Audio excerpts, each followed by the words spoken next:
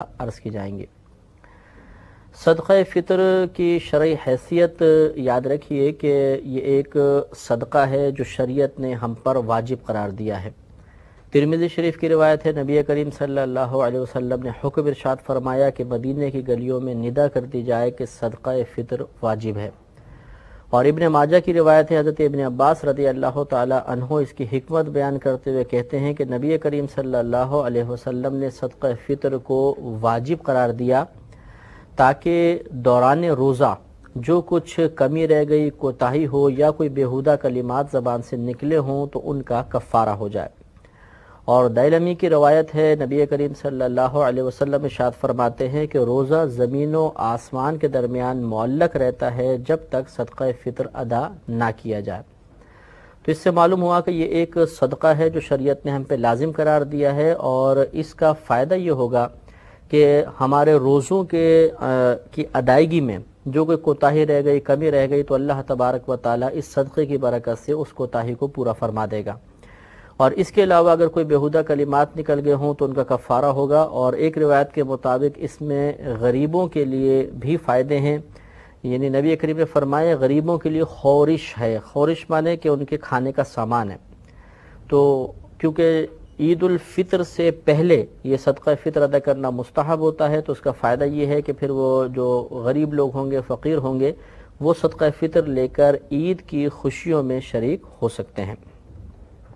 تو صدقہ فطر کا حکم ہمیں معلوم ہو گیا کہ صدقہ فطر واجب ہوتا ہے۔ اب اس کی ادائیگی کا وقت یاد رکھیں کہ پوری زندگی اس کی ادائیگی کا وقت ہے۔ یہ عوام کا غلط خیال ہے کہ صدقہ فطر عید الفطر سے پہلے ہی ادا ہو سکتا ہے۔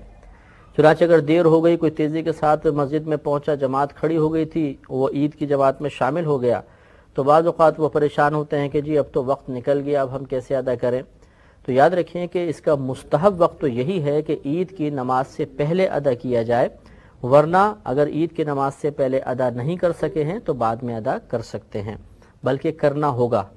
اور اگر عید کی نماز سے پہلے یعنی کوئی رمضان میں صدقہ فطر ادا کرنا چاہے مثال کے طور پر، یعنی وقت آنے سے پہلے، تو وہ کر سکتا ہے، اور بعد میں اس کو ادا کرنے کی ضرورت نہیں ہوگی، اس کی شریعت نے اجازت دی ہے۔ یہ بھی یاد رکھیں کہ عید اس کی ادائیگی کب ہم پر واجب ہوگی۔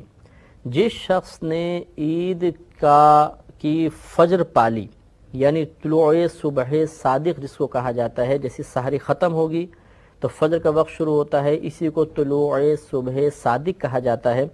تو جس شخص کو یہ طلوع صبح صادق مل جاتی ہے اس کے اوپر صدقہ فطر لازم ہوتا ہے۔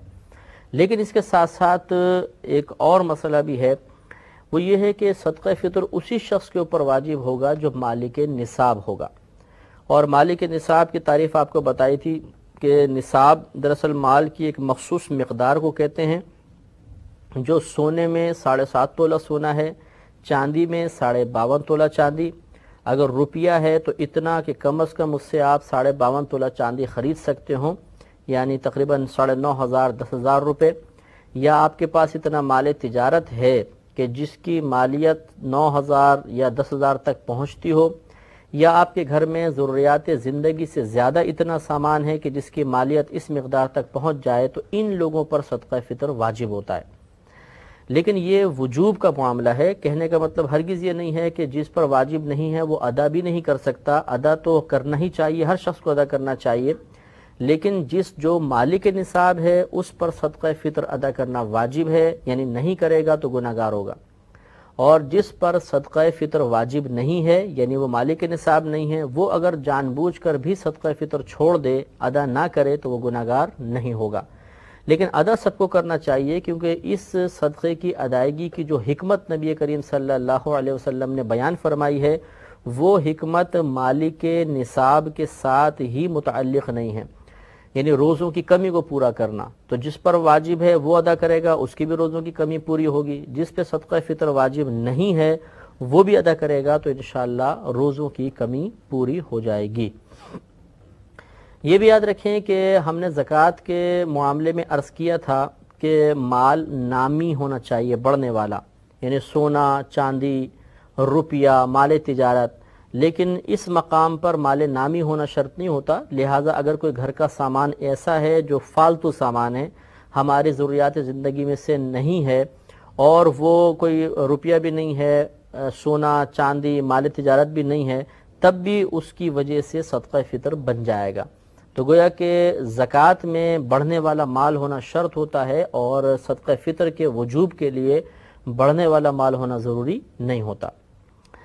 اب سوال یہ پیدا ہوتا ہے کہ کس شخص کے اوپر کس کا صدقہ فطر واجب ہے.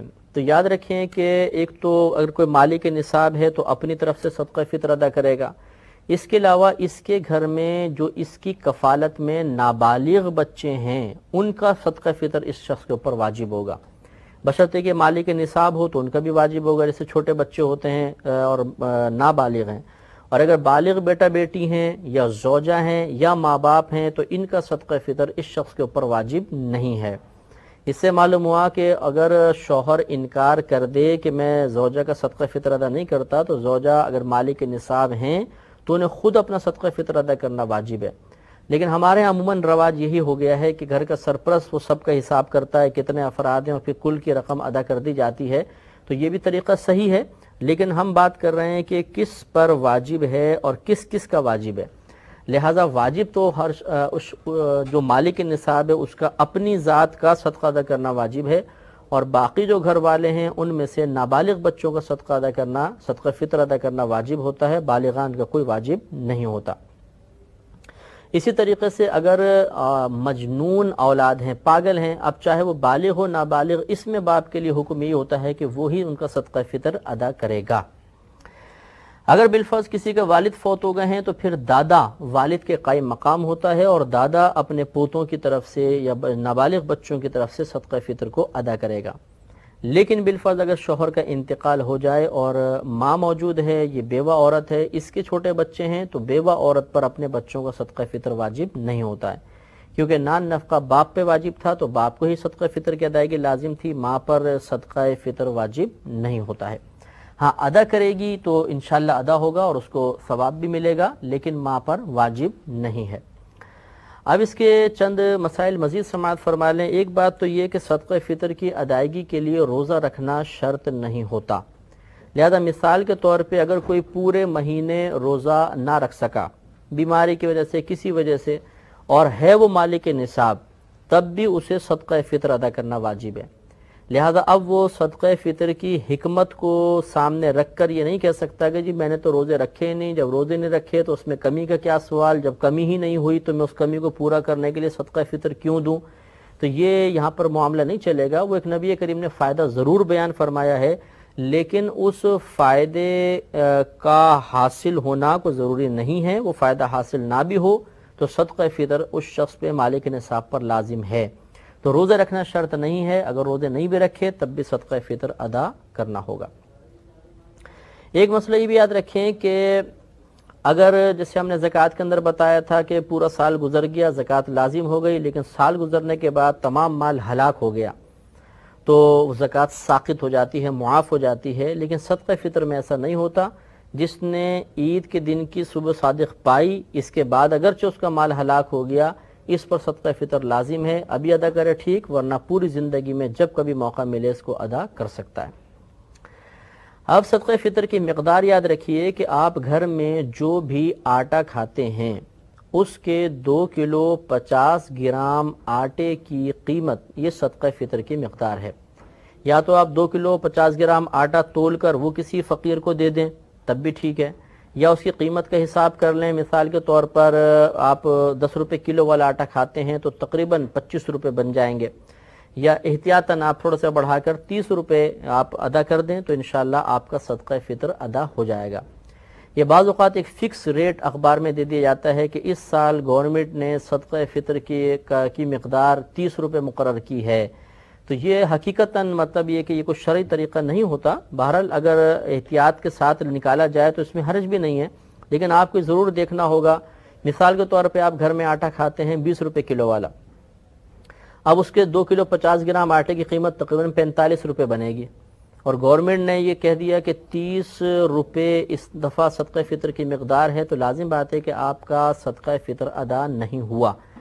اس لیے یہ ضرور آپ ایک دفعہ مزید غور کر لیں کہ کیا جو 30 روپے یا 25 روپے اخبار میں ریٹ لکھے ہیں میرے گھر میں کھایا جانے والا آٹا اور اس کی 2 کلو 50 گرام کی مقدار اس کے تحت آتی ہے یا نہیں. اگر آتی ہے تو صدقہ فطر ادا ہوگا ورنہ نہیں ہوگا. یہ ضرور آپ اچھی طرح ذہن میں رکھیں. آخر میں اس کے مصارف کے صدقہ فطر آپ کس مقام پہ ادا کر سکتے ہیں اور کہاں پر نہیں، تو یاد رکھیے کہ جہاں پر زکوٰۃ دی جا سکتی ہے وہیں پر صدقہ فطر بھی دے سکتے ہیں، جہاں پر زکوٰۃ نہیں دے سکتے وہاں صدقہ فطر بھی ادا نہیں کر سکتے. لہٰذا اپنے رشتہ داروں میں اگر دینا چاہیں تو پہلے غور کر لیجئے گا کہ وہ آپ کی ماں باپ، دادا دادی، نانا نانی نہ ہوں، بیٹا بیٹی، پوتا پوتی، نواسے نواسی بھی نہ ہوں، شوہر بیوی کو، بیوی شوہر کو نہیں دے سکتا. اس کے علاوہ کوئی خاندان میں سید ہوں تو ان کو نہیں دے سکتے. اس کے علاوہ خاندان میں جو کوئی ہیں، بہن ہیں، بھائی ہیں، ماموں مانی، ماموں وغیرہ، وہ اگر مستحق ہیں اور مالک نصاب نہیں ہیں تو آپ انہیں صدقہ فطر دے سکتے ہیں. انشاءاللہ آپ کو بہت ہی ثواب حاصل ہوگا. بلکہ یاد رکھیں کہ اپنے قریبی رشتہ داروں کو دینا سب سے افضل اور اولیٰ ہوتا ہے، ان کی پہلے مدد کرنی چاہیے. اس کے علاوہ جیسے زکوٰۃ میں مالک بنانا شرط ہوتا ہے، اس میں بھی مالک بنانا شرط ہے. لہذا صدقہ فطر براہ راست کسی مسجد وغیرہ میں نہیں لگا سکتے، کسی کو مالک ہی بنانا ہوگا. تو یہ کچھ صدقہ فطر کے مسائل تھے ضروری جو آپ کی خدمت میں عرض کی.